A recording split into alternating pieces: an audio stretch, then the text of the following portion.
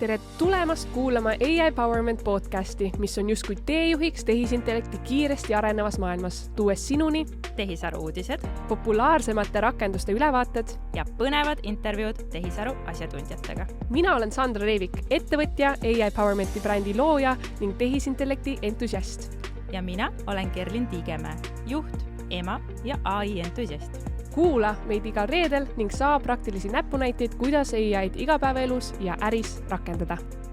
Käes on 49. episood ja vau, Kerlin, kas sa usud, et me oleme jõudnud väga lähedale numbrile 50?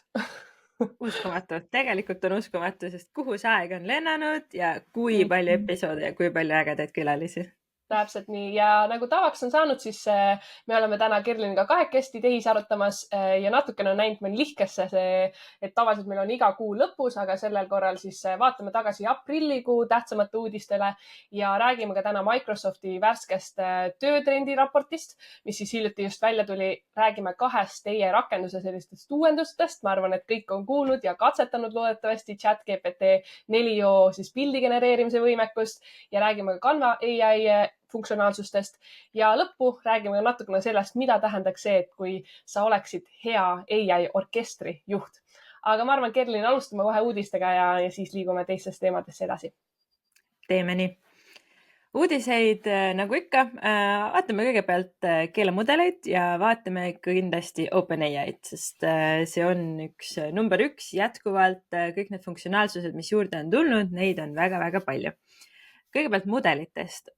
Aprillikuus nad päris palju tõid siis erinevat infot nende mudelite kohta, et kui nende vahepealne plaan oli see, et tuleb GPT-5 ja nad neid vahepealseid samme ei tee, siis üks hetk Sam Altman teatas, et ei, GPT-5 ikkagi ei tule, et teeme siis selliseid vaheversioone. Ja tulid välja uued mõtlemismudelid O3 ja O4 mini, mis on päris populaarseks saanud. Need on siis sellise loogilise mõtlega AI mudelid. Kasutavad siis ChatGPT neid erinevaid tööriistu, visuaalset infot probleemide lahendamiseks ja on väga head koodi kirjutamises, matemaatikas, teadustöös. Lisaks tuli OpenAI välja GPT 4.1 mudeli perekonnaga, mis on kättesaadav ainult API kaudu ehk siis mõeldud arendajatele. Aga on soodsam ja on väidetavalt siis päris hea, et kui sul on vaja kuskil enda rakenduse sees või kuskil liidestamiseks, siis kindlasti 4.1 on see, mida kasutada. Ja lisaks siis nad tegid veel sellise lükke, et 4.5, mis neil vahepeal oli välja tulnud, selle nad lõpetavad nüüd ära suvel ja ütlevadki, et kõik peaksid siis GPT 4.1 peale minema. Ehk et selline vahekokkuvõte, et meil on täna siis GPT 4o, mis on selliseks igapäevaseks kasutamiseks. 4.5 asemel on siis 4.1 on ju, mis on siis mõeldud arenduste jaoks, aga ka selliseks sisuliseks tööks. Meil on siis O3, O4 ja O4 mini. O4 mini high, vabandust, on siis need kaks versiooni. Need on siis need arutlusmudelid.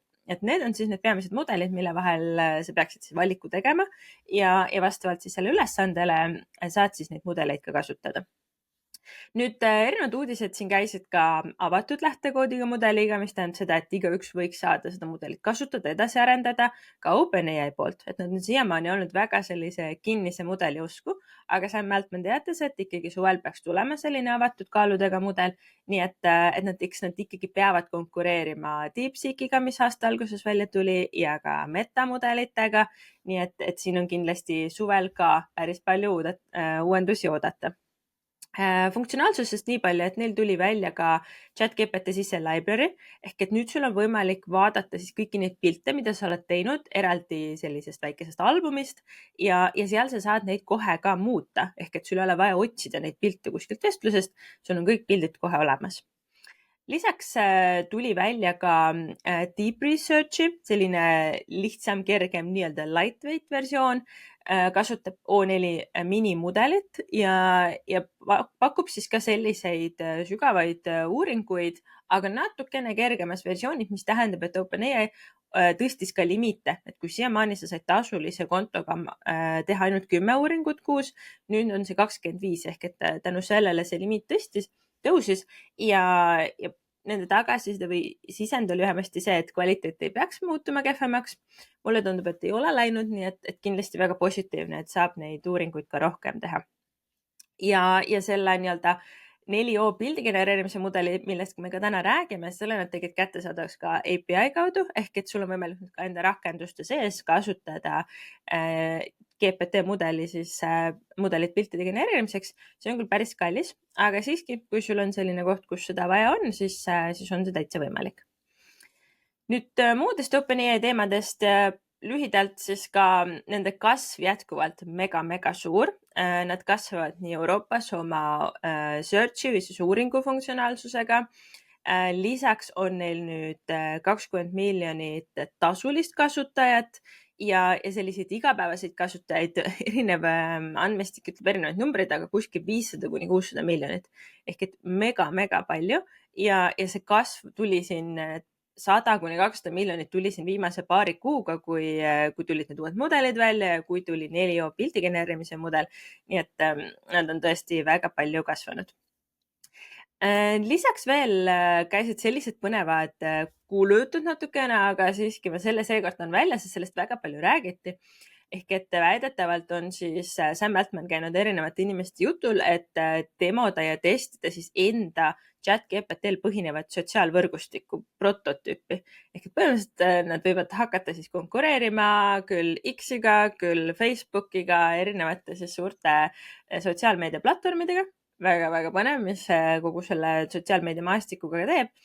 Aga sellised jutud siis käivad. Lisaks siia lõppu veel väike uudisnope, et OpenAI kaasas taas kord raha. Nad kaasasid veel 40 miljardit. Neil on ettevõtte väärtus 300 miljardit, mis on mega number. Ja eks see toetab ka kõike seda arengut, mida nad teevad, kus nad väga palju panevad siis uuringutele raha ja mudelite arendamisele. Nii et sinna siis kindlasti see suur osa sellest investeeringust läheb. Nüüd teistest keelemudelitest ka. Claude sai omale Google Workspace'i toe, mis tähendab seda, et sul on võimalik nüüd Claude'i keelemudel ühendada otse kas Gmailiga, enda Google kalendriga või Docsiga, et automatiseerida neid siukseid erinevate tegevuste haldamist. Ja lisaks on siis neil ka research funktsioon, mis võimaldab siis ka siukseid sügavamaid ja põhjalikumaid uuringuid erinevate allikate viidetega. Nii et Claude on siis ka neid samu samme tegemas. Lisaks nad siis tegid väga sarnaselt ka OpenAI'le omale selle kalli tasulise versiooni, et kui muidu on enam-vähem need võrdsed, eks ju, et need $20 ja siis ChatGPT-l tuli välja Pro, mis on $200, siis Anthropicul on nüüd ka $200 Claude Max plaan, millega sa saad siis oluliselt kõrgemad piirid, oluliselt parema mudeli väidetavalt. Nii et kes on siis suured kasutajad, saate katsetada, kuidas need erinevad Pro mudelid üksteise vastu siis või sobituvad. Gemini'st nii palju, et ka Gemini on kasvanud. Mulle tundub, et praegu kõik keelemudeli suured firmad näitavad neid kasvunumbreid ja inimesed üha rohkem hakkavad keelemudeleid kasutama.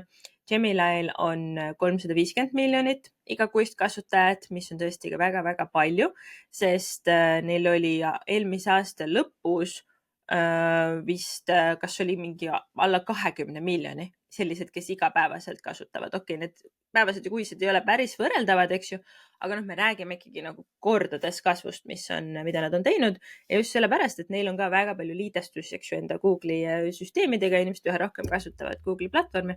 Nii et selles osas kindlasti on neil päris palju kasvu.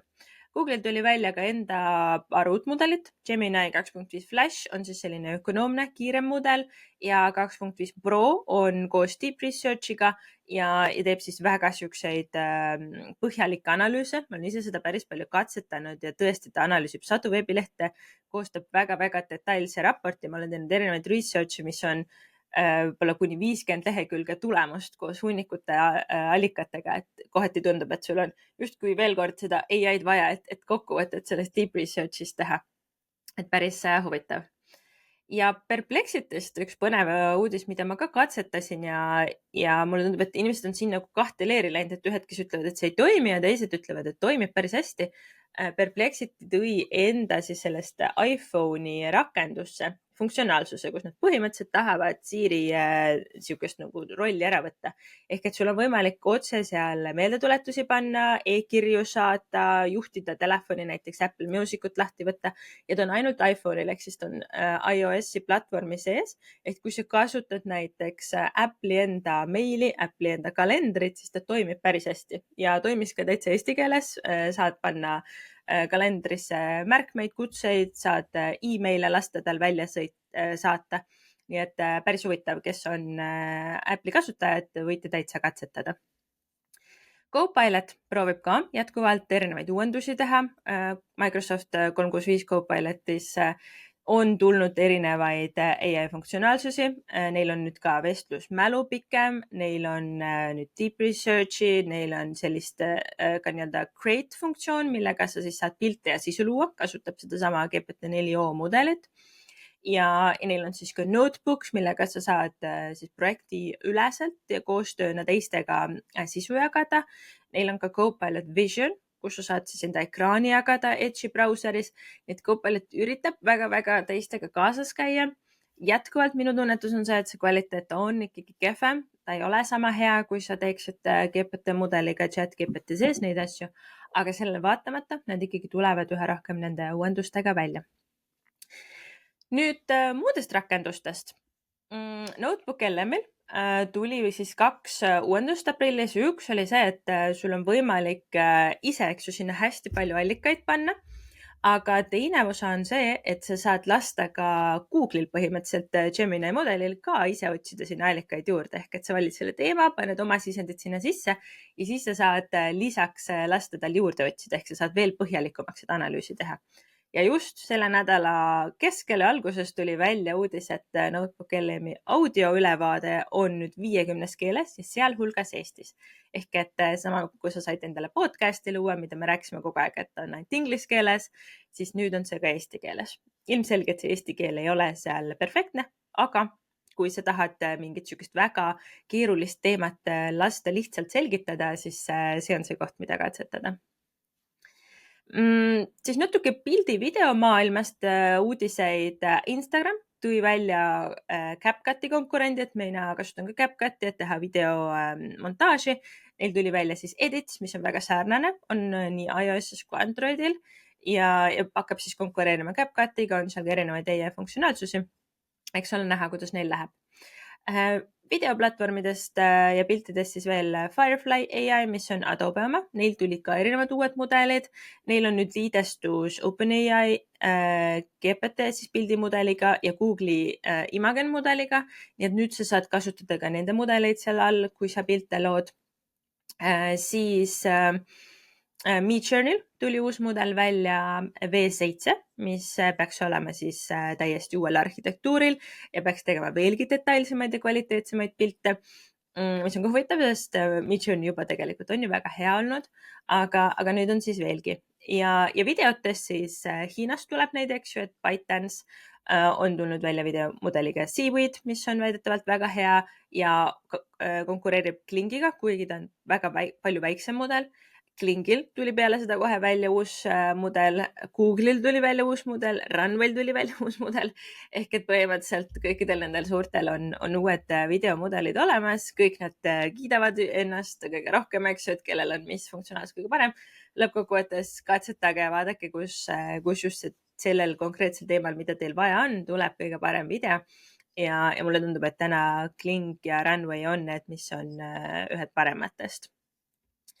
Ja Canva loomulikult nendel oli siis Visual Suite 2.0, mis oli suur sündmus, kus olid kõiksugu erinevad teie funktsionaalsused. Sellest me räägime täna täitsa eraldi, sest Canva on üks populaarsematest rakendustest ja meie lemmik ka Sandraga samamoodi, nii et sellest räägime ka. Ja nüüd muudest uudistest, siis aprillikuus oli ka päris palju selliseid huvitavaid sõnavõtte. Näiteks rääkis siis Google'i DeepMindi juht, käis saates, USA saates 60 Minutes ja rääkis sellest, kuidas tema näeb, et tehisintellekt võiks kaotada kõik haigused lähitulevikus. Ehk et siuke AI põhine ravimite avastamine võib siis lühendada arendustsükleid aastatest nädalateni. ja võimaldada kõikide haiguste likvideerimise 10 aasta jooksul. Ehk see on kindlasti väga palju selline emotsiooni pealt öeldud, aga tema juhib siis Project Astrat, mis on põhimõtteliselt Google DeepMind'i selline põhimudel, millega nad just selliste tehnoloogiliste arengut ja meditsiinis soovivad teha. Ja seal nad suudavad emotsioone lugeda, näiteks maalide tuvastamist, igasugu siukseid prillidesse integreeritud erinevaid süsteeme.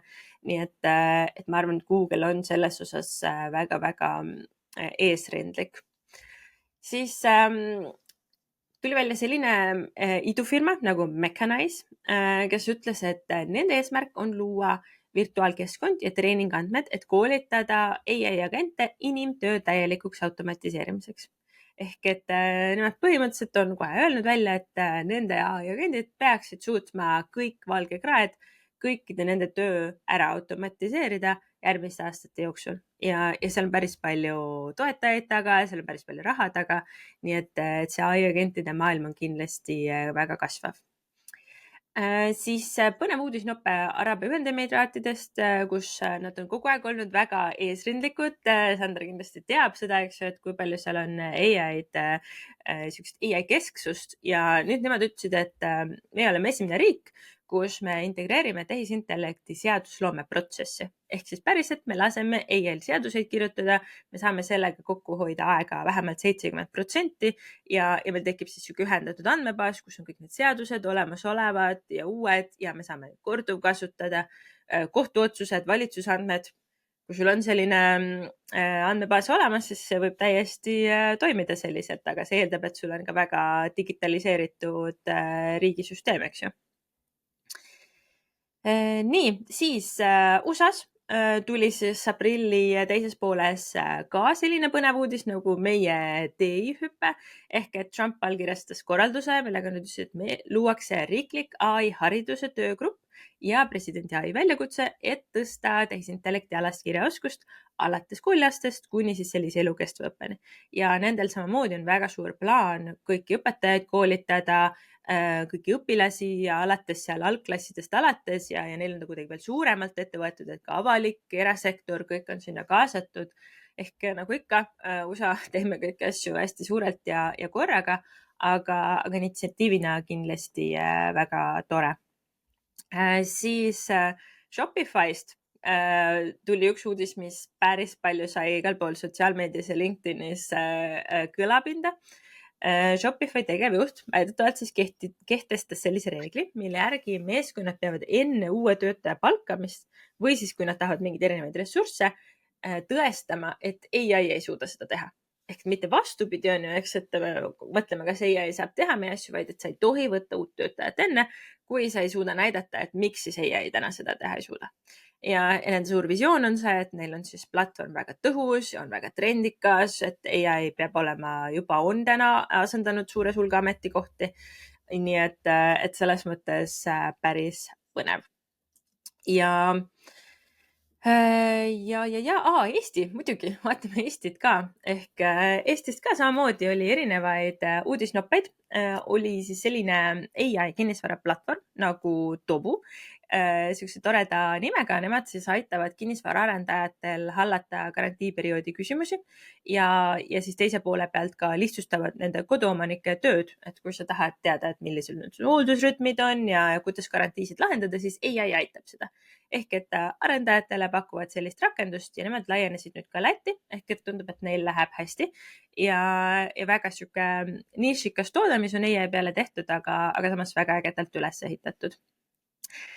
Siis selline ettevõte nagu e-agronom koos Stackiga tegid sellise koostööprojekti, mille eesmärk on arendada satelliitandmetel põhinev süsteem taimede hindamiseks, nende siukse biomassi, kultuuride hindamiseks ja nad said Euroopa Kosmoseagentuurilt päris suure summa investeeringuks. Ehk väga äge, teevadki sellise masinaõppemudeli, mis on siis osaks selliseks suuremast süsinikuprogrammist ja see toetuse üks osa ongi see, et nad laienevad tegelikult Euroopasse, kus nad toimetavad ja see on kindlasti laiemalt siis kasutatav. Siis käis uudis ka nii-öelda nendest USA põnevatest tollimaksudest, kuidas see erinevaid ettevõtteid võiks mõjutada ja Eesti idufirma Pactum AI kes on siis ka väga ai keskne, teatavasti toimetab USA-s. Nende sõnum oli see, et kuna suured ettevõtted peavad just nimelt sellest tulenevalt ümber hindama oma tarneahelaid ja lepingutingimusi, siis Pactumil tegelikult võib hoopiski tööd juurde tulla, sellepärast et nende toode põhimõtteliselt aitab tarnijatega läbi rääkida, hindasid alla siis kuidagi pressida või viisakalt siis läbi rääkida. Ehk tegelikult see on koht, kus Pactum AI ilmselt võidab hoopis. Siis finantsvaldkonnast mul oli võimalus käia Äripäeva raadios, rääkida natuke AI rakendamisest finantsis ja rääkisime ka sellest, et kuidas siis üldse alustada, et finantsis on kindlasti väga palju andmeid, väga palju sellist kriitilisi andmeid ja oluline teada, et kuidas need arvutused toimuvad. Nii et rääkisime ka sellest, et kuidas siis ette valmistada, aga mis need sellised lihtsamad sammud on, kust alustada. Kindlasti ma näen, et finantsis on väga palju kohti, mida parandada ja mul on hea meel, et päris palju on uudistes ka räägitud üha rohkem sellest, et kuidas finantsjuhid juba tehisintellekti kasutavad, et selles osas on ka infot liikumas. Ja lõppu, mida on siin võib-olla keeruline edasi anda, aga me paneme kindlasti selle sinna jaokirjeldusse ka. Töötukassa tegi ühe ägeda kampaania, kus nad panid siis siukse AI, huumori ja ühiskonnakriitika kokku. Ehk siis nendel oli selline töömessi kampaania, mis kasutas sellist visuaali ja sellist absurdset huumorit, et kõnetada siis väga erinevad sihtgruppi, tööandjaid, noori, neid, kes hakkavad oma karjääri muutma. Ja seal oli küll siuksed tegelased nagu kassvägilased ja küttedoktorid, mis tõesti nad olid nagu selle AI kasutamise väga üle võlli keeranud, aga neil oli sisu seal taga. Ehk täna me näeme ka päris palju seda, kus ettevõtted tahavad neid AI videoid ja pilte kasutada, aga inimesed väga tihti ei võta seda hästi vastu, sest sa näed, et see on ikkagi kuidagi võlts ja ta ei ole võib-olla korrektselt tehtud.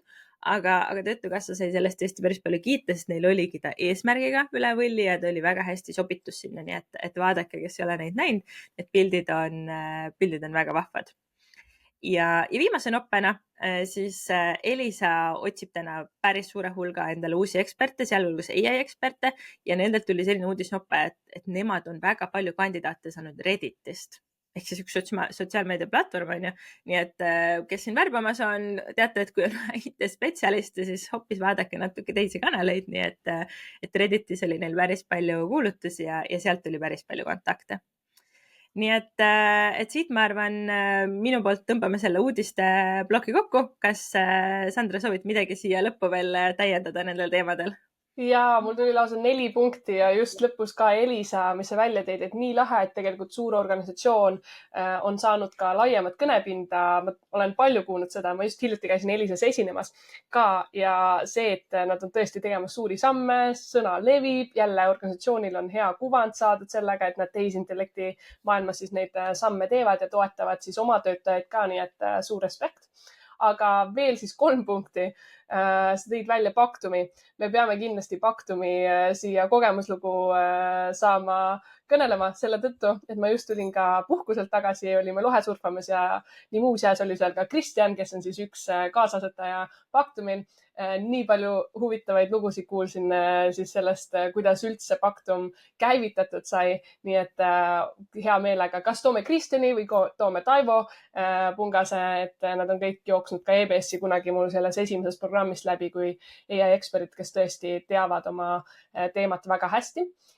Ja sa mainisid ka seda Notebook LM, mis oli täna minul hommikul väga hea uudis. Ma ei olnud nagu selles mõttes silma peal hoidnud, nagu me ka ütleme, et sa ei jõua tõesti. Isegi kui meie oleme käed-jalad selles maailmas sees, siis me ei näe kõiki, mis selles maailmas toimub. Ja minu jaoks oli Notebook LM, kuna mul ei olnud aega ette valmistada Microsofti seda tööjõuturu raporti teemat, siis ma tahtsin kiirelt kuulata samal ajal, kui ma sõitsin, lasin genereerida eesti keeles. Ja see on lihtsalt üks märk sellest, kuidas tegelikult ma arvan, et jällegi mõned kuud tagasi oligi see koht, et võiks ju nüüd eesti keeles teha, aga veel ei tee. Ja näed, paar kuud jälle probleem lahendatud, et alati ma ikkagi toon sellega koolitustel välja, nagu et tegelikult olgu praegu võib-olla see võimekus ei ole seal olemas, aga see on kuude teema, on ju. Ja, ja vahemärkus, et kuna Sandra oli puhkamas, siis ma sain Sandrat asendada EBS-is ühel kursusel ja seal ma demasin Notebook LM ja see oli reaalselt nagu täpselt nädal tagasi ja ma ütlesin, et jaa, et siin on inglise keel ja et ei tea, millal siis Google'il see eesti keel sinna tuleb, on ju. Ja see on see koht, kus me ütleme, et päriselt nagu ärge mõelge, et kas 6 aja pärast tuleb, vaadake iga nädal neid uudiseid, on ju, et sa ei tea, mis hetkel sul tuleb see uus funktsionaalsus, mida sul võib-olla just vaja on. Ja siis sa pead slaidid uuesti nagu ümber tegema, on ju. Et see teema on ka alati nagu üleval. Ja mul on nii hea meel, Kerlin, et mina saan enda asja nagu sinule delegeerida, on ju. Kui mind ei ole, ma näen seda, kui toetav on kogukond, et meil just hiljuti oli siin ka siis Estonian AI meetup, mis oli siis tehtud Eesti asutajate seltsiga või kuidas täpselt eestikeelse nimetus on, Estonian Founders Society. Ja seal ka lihtsalt nii palju toredaid inimesi, kõik tegemas oma asja, toetamas, mõtteid jagamas, et mul on ülihea meel, et meil on nii hea keskkond siin ka tegelikult ennast nagu harida. Ja võib-olla üks lisapunkt veel selle uudiste nopetele sulle juurde oligi seesama, mis sa ütlesid, et me enam tegelikult ei võistle inimintelligentsiga tööturul. Me oleme seda varem ka maininud, vaid et me peame hakkama võitlema nii-öelda tehisliigiga. See tuleb ka võib-olla Microsofti selles argumentides välja, mis nemad väga selgelt välja tõid, aga et ma arvan, et seesama tehisintellekti hüpe, mida meie oleme tegemas riigina läbi, kui ka nüüd on ju USA, et see käib väga tugevalt käsikäes, et tõesti need inimesed, kes tulevad nüüd aastate pärast siin tööjõuturule, siis nende võitlus enda koha eest on palju-palju raskem, on ju. Jah, no muidugi ka meil, kes siis juba tööjõuturul on ja enda upskilling ut peavad konstantselt tegema.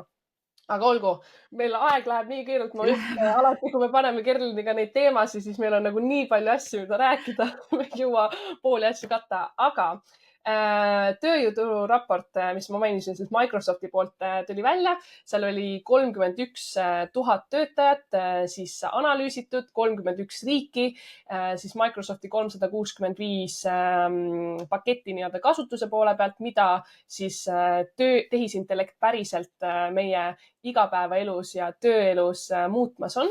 Ja selles mõttes tulemused on selged, et kui 2 aastat tagasi võib-olla rääkisime tööjõuturust, siis need muutused on väga suured, murdepunkt on kätte jõudnud ja esimene võib-olla me toomegi 4 põhilist sellist mõtet, mis sealt läbi kumasid teieni ja esimene oli see, et AI on uus tööjõud, mida saab siis sisse osta ja see on täpselt seesama punkt, et võib-olla enne oli seesama intelligentsus, et need teadmised, kogemused, otsustusvõime, mis inimesel on, me seda ostsime sisse ja nüüd me ostame seda nii-öelda AI agentidelt, mis on siis selline uus tööjõuliik, tehisliik, inimliik versus tehisliik, kõik see on nii fascineeriv. Ja kui me mõtlemegi, et kui me räägime AI agendist, nad ei võta palka, nad ei võta puhkust, töötlevad suuri andmehulkasid, mida inimene ei suuda lihtsalt hoomata isegi, on ju see kiirus, täpsus, kõik sinna juurde ja tõesti me teame ka seda, et tööjõuturul on ka väga palju läbipõlemist ja kõike seda poolt on ju, et seal oli ka toodud numbrid välja, kui paljud inimesed tunnevad seda ülekoormatust. Ehk siis see tegelikult puudutab ka seda, et meil oleks vähem seda tööd laual, mis meile tõesti ei meeldi teha, on ju, ja täidaks siis see AI agent selle tühimiku, mida me siis ei soovi teha, on ju. Et seal oli ka toodud selline praktiline näide selle kohta, et kui varem palgati näiteks turu-uuringute spetsialisti, on ju, et siis nüüd põhimõtteliselt organisatsioon ostab sisse AI agendi, kes siis koostab selle raporti, analüüsib andmeid, soovitab mingisuguseid tegevusi või teeb mingisuguseid kindlaid tegevusi, ja sellel taustal tegelikult Excelit ei ole vaja isegi lahti teha, on ju. Et see oli väga selline kindel argument, mida siis Microsofti tööjõuturu raport välja tõi esimese punktina. Ja teisena nad läksid isegi nagu veel laiemaks sellest, et rääksid sellest, et meil hakkabki sündima selline täiesti uus ettevõtte tüüp. Inglise keeles on frontier firm, ma isegi hakka seda kuidagi tõlkima, eks ju, aga ma selgitan selle lahti. Ehk et need on need ettevõtted, mis on võtnud AI kasutusele juba järgmisel tasemel. Ehk et me ei räägi sellest, et me teeme mingid üksikud piloodid, kasutame midagi kuskil ChatGPT-d või kasutame Copilotit, et Outlookis email'e ringi sõnastada, vaid nad päriselt ehitavad ümber kogu oma töökorralduse ja inimesed ja AI ehk siis, mida Sandra rääkis, ongi, et nad on partnerid. Ehk et meil ei ole nagu otseselt seda, et meil on tööriist ja meil on kasutaja, vaid meil ongi tiimid ja tiimid hakkavad toimetama ühiste eesmärkide nimel. Ja see on väga-väga suur muutus tegelikult, mis tänases ka võrreldes on. Ehk et meil ei ole selline organisatsiooni kultuur, kus sul on teatud valdkonnad ja teatud rollid, vaid on nii-öelda selline work chart ehk siis ongi tööülesannete põhised struktuurid. Ja taaskord üks näide, et kui sul ongi vaja töötada välja mingisugune uus toode, siis sa ei vaata, et okei, mul on vaja sellest osakonnast inimest või sellist, vaid et meil tekibki tiim, kus on inimesed, kellel on teatud oskused ja meil on agendid, kellel on täpselt samamoodi mingisugused oskused ja me valime need kokku, et need ülesanded ära teha. Ja siis minnakse järgmise eesmärgi juurde. Ehk et tõesti see on selline päris suur sihuke mindset'i või mõttelaadi muutus ja ma arvan, et see on väga suur väljakutse just suurtele organisatsioonidele, kus on väga hierarhiline struktuur, rollid on väga pikalt paigas olnud ja nüüd hakkab kõik see ahel hakkab siis tegelikult muutuma ja peab teistpidi pöörama. Ja kolmas punkt, mis välja toodi, oli see, et iga töötaja muutub justkui selliseks AI meeskonna juhiks. Ja see oli ka midagi, mida me mainisime uudiskirjas, mis me hiljuti välja teeme. Ma toon selle mõtte natuke laiendatult lõpupoole veel välja. Aga mida siis Microsoft tegelikult väga selgelt ütles, oli see, et 5 aasta jooksul on AI agentide juhtimine iga töötaja igapäevatöö osa. Ehk siis seesama arusaam, et see upskilling, et nii-öelda baasteadmised endale selgeks teha ja kõik siis järgmised sammud, et üldse mõista, mis on AI agent või agendiline töövoog ja kõik see pool, et see hakkab olema igapäevane osa meie tööst ja seal ei ole ainult see, et see oleks IT-spetsialistidele, vaid see on ka projektijuhid, turundajad, analüütikud, et see puudutab kõiki, kes teadmistega tööd teevad. Ja seal oli ka välja toodud selline väljend nagu agent boss ehk siis seesama, et tekibki meeskonnajuht, boss, kes siis suudab süsteeme disainida, tehisintellekti süsteeme, neid õpetada, anda ülesandeid, kontrollida seda tulemust, on ju, et see on täitsa selline uus nagu baasoskus, kui me räägime nendest tehisintellekti oskustest kui selline digipädevuste alamkategooria, siis see hakkabki aina nii-öelda laiendama, et laienema nende päris oskuste osas, mis peab ikkagi omandama, et tööjõuturul konkurentsieelist omada.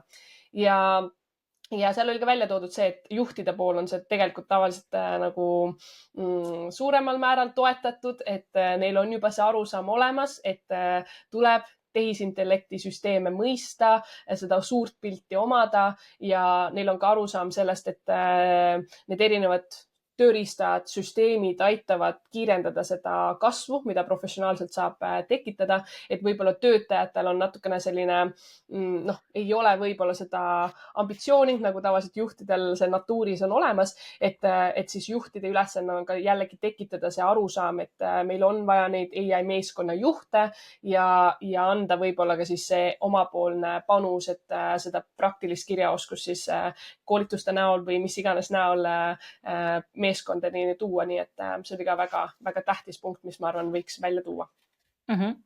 Ja viimane 4. ongi võib-olla rohkem selline kokkuvõtlik, ehk et kõige selle tulemusena peab muutuma ka see, mida me üldse tööks nimetame, ehk et me peame päriselt suutma ümber mõtestada selle, et mis see töö on. Ja Microsoft rõhutab ise hästi tugevalt oma selles raportis, et me ei peaks AI toppima nii-öelda kõikidesse nendesse tänastesse tööprotsessidesse ja mõtlema seda, et mitte, et kuidas me saame AI abil neid töid teha, vaid et kas me peaksime neid töid tegema ja kas inimene peaks neid töid tegema. Ehk et kui sul on mingisuguseid raporteid vaja teha, mingit uuringut vaja teha, kas siis sa võtad AI appi ja teed seda või on inimese roll, et me suuname AI tegema seda analüüsi ja inimene vaatab selle üle ja langetab sealt pealt need otsused. Ehk et tuleme sinna agentide maailma tagasi, on ju, et üha rohkem suudavad AI neid tegevusi teha mitmesammulisena, et ta ei ole ainult töövahend. Ja sellisel juhul me saame inimeste töölaualt ära võtta igasugu selliseid rutiinseid tegevusi, aga see juhtub siis, kui päriselt organisatsioonid võtavad kätte ja julgevad neid protsesse muuta ja ei ole nii-öelda selles vanas kinni ja see toob siis kaasa uued rollid, uued oskused.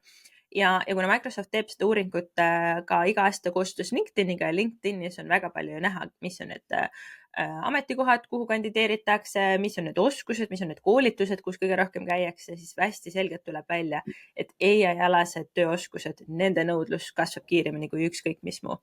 Nii et AI teadlikkus, AI oskused on need, mis käivad ka sellest raportist läbi. Ja kokkuvõttes saabki öelda, et AI ei ole selline tööriist enam Microsofti hinnangul, vaid juba sellise töökorralduse alus ja need, kes siis suudavad kiiresti liikuda, need saavad konkurentsieelise, need, kes ootavad, võivad jääda maha ja siis nende konkurendid lähevad lihtsalt eest ära. Ehk võib-olla ta tõesti on natukene üle võlli, eks ju, ta on võib-olla võimendatud see raport, aga kindlasti see on see suund, kuhu me liigume ja täna, kes on siis suutelised neid muudatusi kaasa tegema ja neid samme ette võtma, on kindlasti eelisseisus nendest, kes mõtlevad, et ei, see on mingi asi, mis ilmselt ei ole vajalik ja ei ole teema. Nii et jah, kes sellest vähem tahab lugeda, paneme kindlasti ka Jao kirjeldusse lingi selle uuringule. See on väga põnev, Microsoft iga aasta seda teeb ja neid sisendeid saab siis sealt ka täpsemalt kätte. Lähme järgmise teema juurde. Ja, jällegi aeg läheb nii kiirelt. Meil on veel 2 rakendust, mida me kindlalt tahtsime katta ja üks nendest on siis Canva disainitööriist, mis on, nagu Kerlin ka enne mainis, meie mõlema, ma arvan, abiliseks olnud juba aastaid ja Canva on olnud tööriist, mis on toonud AI funktsionaalsusi väga edukalt siis oma platvormile aina juurde ja nad käisid hiljuti siin kevadel läbi suure uuenduse ehk siis tuligi see katuse termin nendele nagu Canva AI, varem oli see siis Dreamlabi või Magic Studio nimetuse all, kuigi nad kasutavad seda Magic Studiot ka, aga nüüd platvormi siseselt me näeme siis seda Canva AI siis kuidas öelda, kuval kohe niimoodi, et me saame sealt neid erinevaid AI funktsionaalsusi avastada ja see on ka üks nende selline põhimõte, et kui meil ongi neid erinevaid tööriistasi nii palju, et siis kuidas see tuua ühe katuse alla, ühele platvormile kokku ja nad on selles mõttes väga hästi hakkama sellega saanud juba praegusel hetkel. Me hiljuti just lisasime ka siis kogukonda sellise praktilise õpetusvideo, mis on meil tavaks, et iga kuu tuleb 2 praktilist õpetusvideot, kus me siis teeme päriselt rakenduse sees näiteid läbi, erinevaid juhtumouuringuid, seesama järgmine tööriist, millest ka me räägime, ChatGPT 4o pildi genereerimisega samamoodi. Kerlin tegi väga laheda praktilise õpetusvideo, kuidas siis 15 erinevat stiiliga pilti genereerida või mis juhtumiuuringuid läbi katsetada. Aga võib-olla siis Canvast veel tuua need mingisugused funktsionaalsused, et kui sa oled olnud platvormil teinud disaine, siis võib-olla tahad katsetada. Et kõigepealt siis on juurde tulnud see häälkäskluste pool, et siis sa saad selle süsteemiga suhelda mikrofoni kaudu, pannes selle tööle, võib-olla siis ongi mingisuguse disaini idee sul ja vaadata, kuidas siis Canva AI sellega hakkama saaks, et seda visiooni päriselt ellu tuua. Et see on ka jällegi selline, mida me näeme toodetes, mida me oleme varem trendidena maininud, need kõik AI funktsionaalsused, samamoodi ka häälklaskused ehk siis kõnesünteesi pool tuleb siis platvormidele sisse. Ja üks selline võib-olla asi, mida teada on ka siis see, et piltide genereerimisel, kui me tekstpildiks tööriistisi seal kasutame, siis need on kõik krediidi alusel ehk siis tasuta versioonis sa saad ikkagi ka katsetada, lihtsalt see on limiteeritud siis mahus ja võib-olla nendest uuendustest välja tuua, et on olemas sellised viitepildi võimalused, et sa saad lisada pildi juurde ja sealt määrata, kui palju ta elementi võtab siis arvesse, kas ta võtab seda tugevalt arvesse või vähem balansseeritult arvesse, et see on kõik niimoodi siis alguses seal Canva AI ekraanikuval kohe olemas, saab sealt ratio määrata kõik seda poolt, siis on ka toodud sinna juurde upscale, mis on selline jällegi teema, mis tavaliselt, kes inimesed teevad loovtööd siis tehisintellekti tööriistadega, et meil on käinud ka jällegi kogukonnas Reigo Kimmel, Lauri Kivipelto EIA loomingut igapäevaselt tegemas, siis nemad kasutavad upscale imiseks täitsa eraldi tööriista, aga nüüd on siis Canva selle enda platvormile sisse toonud, ehk siis sa saad ka upscale da, mis tähendab seda, et sa muudad selle pildi kvaliteedi teravamaks, täpsemaks ja suuremaks, et see on ka jällegi mõne klikiga saad seda siis Canva platvormi sees teha. ja muidugi see prompti jätkamine, et mis on tulnud nüüd ChatGPT 4o-ga, et sul on võimalus seal sees vestelda ja seda pilti timmida, et see on samamoodi siis Canvasse integreeritud. Ja veel lisaks keelemudelitest tulenevalt see ajalugu, et ta jätab meelde, mida sa oled varem teinud ja jällegi oskab sind nagu paremini siis assistendina seal ka sees platvormi sees suunata. Nii et ma arvan, see on selline põhiline, et muidugi meil on olemas ka seal sees Magic Edit, Magic Expand, background'i saab ära võtta, saab elemente ära kustutada, et need on juba kõik sellised, mis muidugi me ka puudutame selles õpetusvideos seal, aga need on võib-olla juba tavapärased, need, kes Canvat igapäevaselt kasutavad. Aga ja üks veel Magic Switch ja Resize võib-olla ka tuua välja. Magic Switch ehk siis sa saad teha näiteks terve presentatsiooni inglise keelde. Ma olen seda teinud mitmel korral ja siis pärast saad ka seda teksti Magic Write'iga paremaks timmida, et ei oleks mingisuguseid kirjavigasid ja kõike seda poolt. Nii et kindlasti paneme ka lingi jaokirjeldusse, kes soovib katsetada, kes ei ole vaadanud neid erinevaid AI funktsionaalsusi, mis on tulnud, et hea, et võtta mingi 15 minutit, käia need asjad üle ja siis juba saad väga kiirelt neid asju Canva platvormi sees katsetada. Mulle väga meeldib kogu see Canva nagu lähenemine ehk et nad tahavad võimalikult palju asju ühte keskkonda panna. See on natuke, mida OpenAI üritab ka, on ju, et nad panevad hästi palju funktsionaalsusi, et sa oleksid enda platvormi sees, kõik need liidestamised, mis tulevad uute või teiste keskkondadega, on ju, et sa saad Google'iga ühendada, aga et sa oleksid kogu aeg seal ChatGPT platvormis või rakenduses ja Canva teeb samamoodi, eks ju, et sa ei läheks neid esitlusi tegema näiteks Gammasse, mis on hästi populaarne, vaid sa teeksid kõike seda seal sees. Nii et, ja ma arvan, et meil kui kasutajatel on see päris mugav. Ja muidugi me selles mõttes on kindlasti, see on suured nii-öelda kulunumbrid on neil juurde tulnud, mudelid, mis nad seal taga jooksutavad ja kõike seda, aga nad teevad jällegi seda, et lihtsalt meie jaoks kasutajana on nii mugav, isegi kui nad võib-olla algselt kaotavad natukene raha sellega rohkem, on ju, ja üks päev see jällegi tasub ära, sest mudelid lähevad kogu aeg odavamaks ja kõike seda poolt, on ju, et jah, ma arvan, et see on Canva poole pealt kõik, mida sa võiksid praegusel hetkel siin kõrva taha panna ja nüüd võtaks ka ette selle ChatGPT 4o pildi genereerimise poole.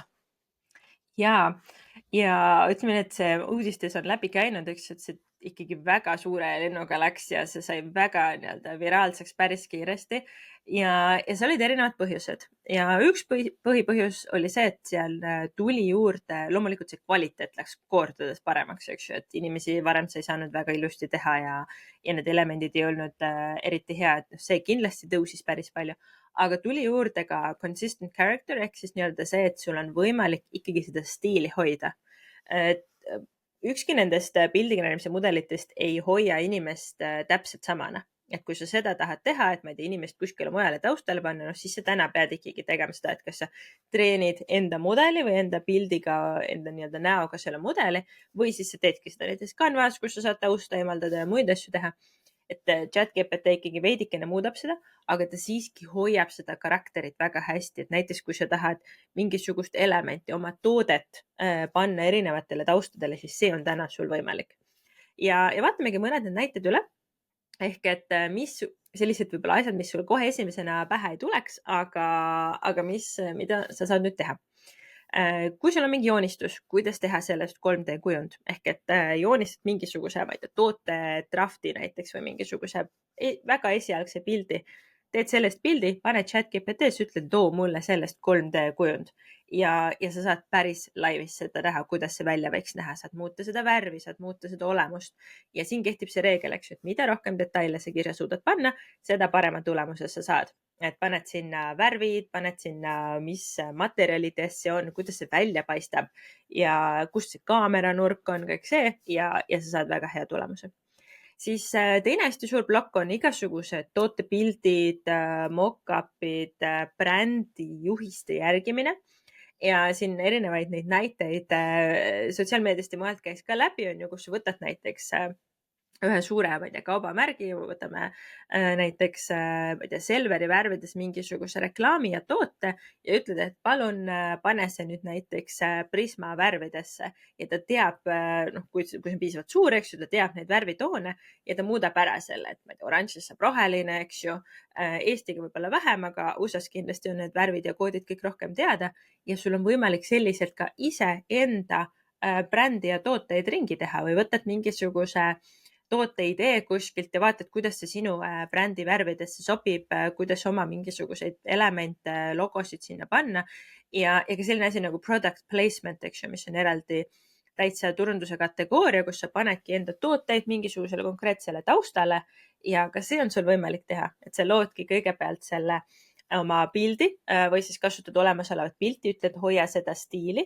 Siin on mõned nipid, eks ju, et soovitatakse ka kindlasti sinna juurde kirjeldada ära, mis see toode on või lase ChatGPT-l seda kirjeldada, sest mis on ChatGPT eelis teiste tavaliste pildi genereerimise mudelitega on see, et tal on see kontekst ehk sul on võimalik temaga inimkeeles suhelda, öeldagi, et näed, et mul on selline toode, et ma ei tea, mul on mingisugune mikrofoni alus on ju, mul on vaja ta siukse kujuga, sellise tooniga, sellisest materjalist ja see jääb ChatGPT mällu ja siis, kui sa edaspidi seda kasutad oma piltidel, siis ta võtab seda arvesse ja see on kindlasti väga suur eelis. Igasugused disainimised on ju, et lood sa mingisugust mängu, mingit filmi, mingeid raamatuid, sinna tegelaste tegemine, elementide tegemine, ka oma toodete reklaamidesse mingisuguste taustade tegemine. Kõik see on väga lihtne või väga lihtsaks tehtud siis uue GPT mudeliga. Siis nägin väga ägedaid kohti, kus sa saad näiteks tattoosid või mingisuguseid pilte või ka see laieneb ka näiteks logodele, et sul on mingisugune pilt inimesest on ju, kellel on särk seljas ja sa tahad sinna seda logo panna, kui sa muidu paned seda näiteks kuskil, ma ei tea, Canvas või kus iganes, ta on läraki sul seal ilusti keskel on ju, aga kui sa teed seda ChatGPT-ga, siis ta ilusti paneb selle kanga mustri sisse selle keha kuju järgi, nii et ta väga hästi suudab selle keskkonnaga kohaneda, mis sul sinna antud on. Siis mis on kindlasti väga suur osa, mis on juurde tulnud, on igasugu tekstide loomine.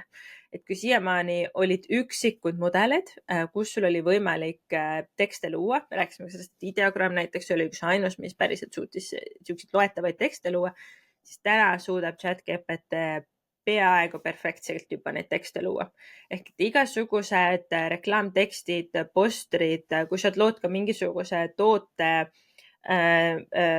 jälle disaini näiteks, siis anna sinna prompti sisse, mis see tekst on, mida sa sinna tootele peale tahad ja siis kindlasti see läheb sinna toote peale või enda reklaampostrid on ju, et kuhu sa tahad mingisugust teksti mingisugusele üritusele, et sul ei ole isegi vaja mitmes kohas seda teha, kui sul on väga lihtne poster lihtsa sõnumiga, saad ka seda teha ja seal kehtib täpselt samamoodi reegel, mida rohkem sa suudad kirjeldada ära, mis sul seal peal on, kuidas see paistab, mis need elemendid ja mis need inimesed on, siis tuleb kindlasti tulemus parem.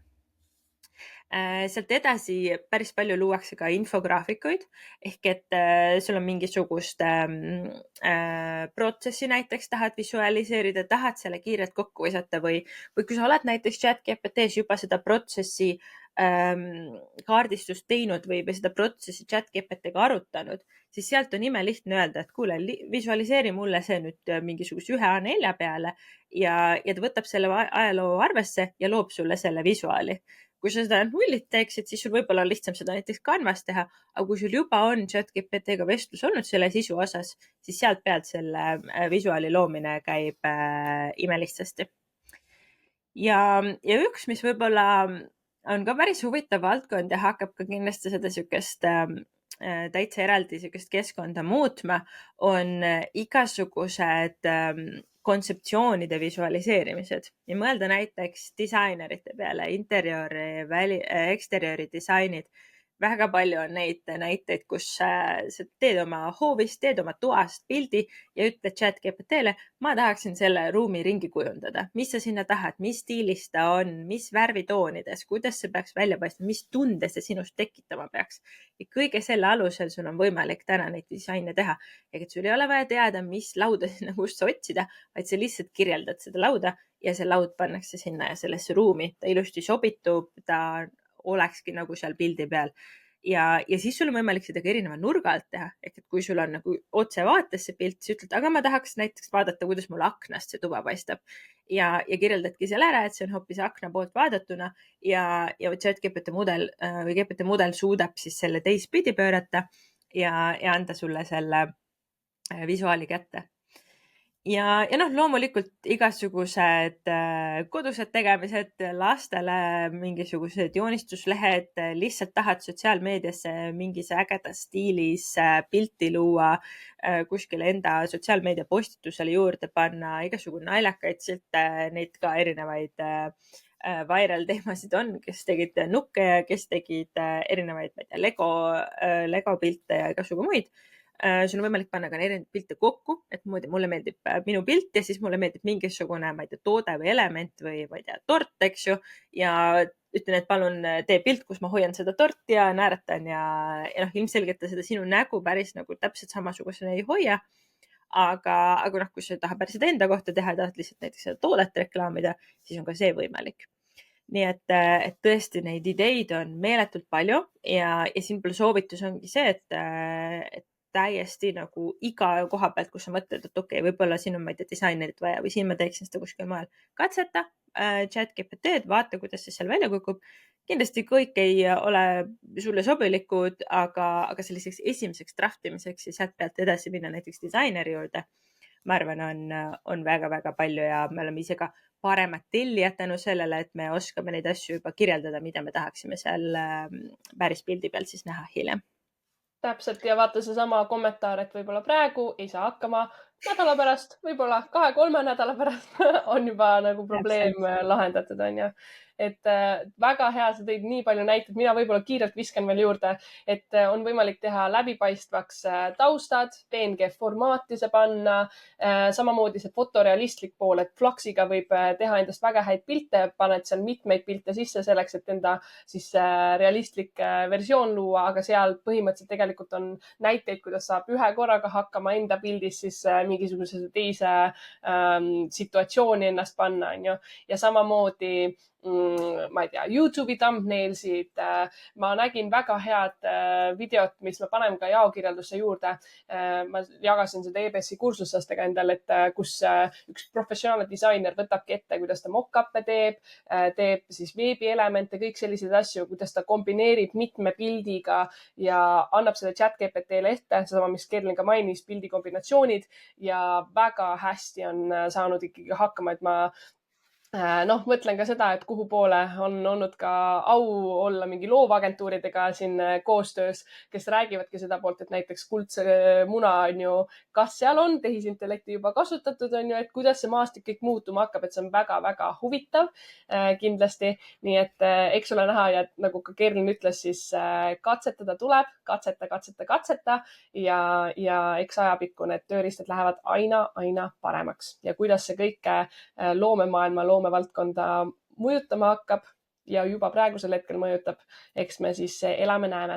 Aga ma arvan jällegi on aeg võtta kokku tänase sellise kiire ülevaate nende uudiste poole pealt, see Microsofti tööjõuturu raport, mis me siin üle käisime, nüüd need rakendused ja lõppu võib-olla lihtsalt tuua selle sama mõtte, et ma ise olen hakanud siin mõtlema selle peale, et kuidas siis nagu järgmist sammu teha enda, et okei, üks pool koolitamine muidugi, meil on seda teavitustööd väga palju teha, me Kerliniga mõistame ja baasteadmisi tuleb edasi anda, aga hiljuti me just uudiskirjas tõime selle välja, et tegelikult, kui sa oled juba nagu heavy user, ehk siis võib-olla me võime rääkida sellest, et sa oled deep research funktsionaalsust niimoodi kasutanud, et sul tuleb limiit ette või sa oled manuseiaid, Hiina iduettevõtte rakendust kasutanud, kus on siis seesama agentide ülesehitamise pool olemas, on ju, et kuidas siis võiks nagu järgmisele tasandile minna, kui sa oled juba siis selle edasi jõudnud pärusmaal.